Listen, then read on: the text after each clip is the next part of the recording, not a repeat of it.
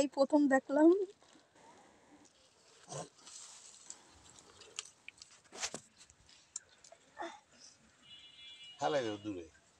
ওগুলো আর চাপবে না? না, ওই গু আছে, পোকার গু আছে। এইটাই এটাই যে ঝুলেন গেটা না? হ্যাঁ হ্যাঁ মাথা ভাই।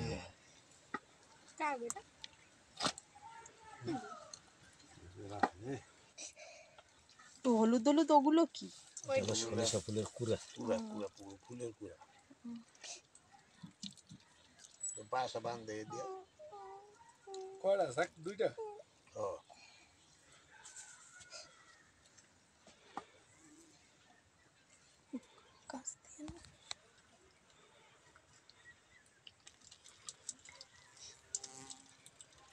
দেখছো, কিছু বলবে না, কিছু বলবে না।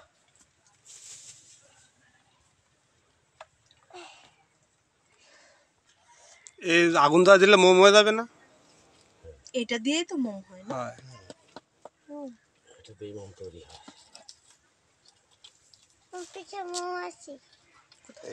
কিছু বলবে না, দাঁড়াও মিনিট, টাকারে কামড় দিই।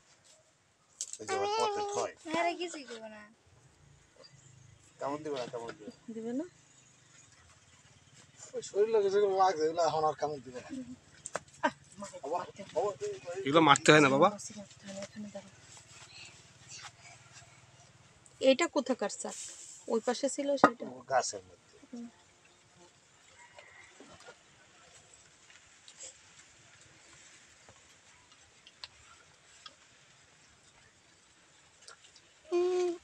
আগের গুলো ছিল হচ্ছে কত কেজি করেন? 18 কেজি।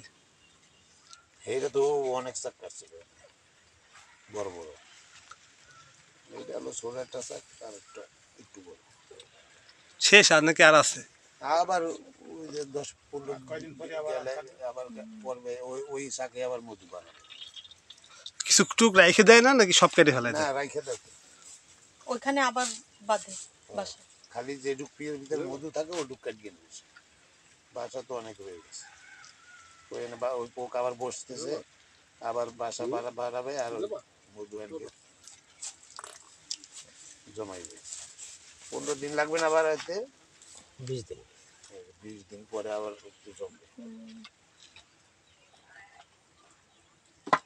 10 দিন লাগে এটা বাসা আবার ঠিক করে বাঁধতে। হ্যাঁ। এরপরে মধু আইতে সময় লাগে। টুকরো টুকরো ভাগ করে দাও। তুই ভাই ওদিন তো খাইতে পারেনি। হাত দেন, তারা তারা তারা। নরম, একেবারে নরম। কই আর কেডা? খাবি হিরণ, খাবি একটু খা। আমার ওই। অল্প একটু দেন, ও অর্ধেক ও, করে ও, দেন, ওর অর্ধেক দেন। হাতে তারা পথে আর কে? অনেক মিষ্টি। নাও।